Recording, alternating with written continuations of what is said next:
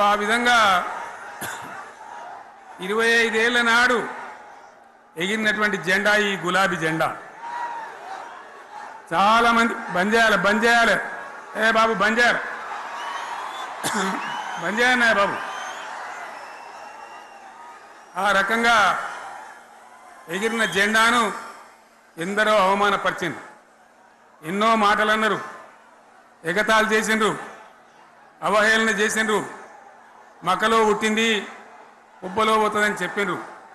కానీ ఈ జెండా మీ అందరి సహకారంతో, అనేక మంది త్యాగాలతోని, వందలాది మంది ప్రాణ బలిదానాలు కూడా చేయడంతో, అనేక ఉద్యమాలతోని యావత్తు తెలంగాణనే ఒక అద్భుతమైనటువంటి ఉద్యమమై ఎగిసిపడి ఒక సమయం ఎట్లా వచ్చింది, ఒక సమయంలో అంటే తెలంగాణ యావత్తు ఒక పక్కన నిల్చొని బరి గీసి బిడ్డ నా తెలంగాణ అక్కడ పెట్టు అని చెప్పి నిలబడ్డటువంటి సందర్భం మనందరం కూడా సృష్టించినాం.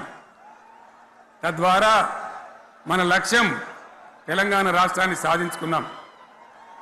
ఆ తదనంతరం ప్రజలు దీవిస్తే 10 సంవత్సరాల పాటు అద్భుతమైనటువంటి దగదగలాడే తెలంగాణ తయారు చేసి అందరూ బిత్తరపోయే విధంగా, ఆశ్చర్యపడే విధంగా బ్రహ్మాండమైన తెలంగాణ నిర్మాణం చేసుకున్నాం.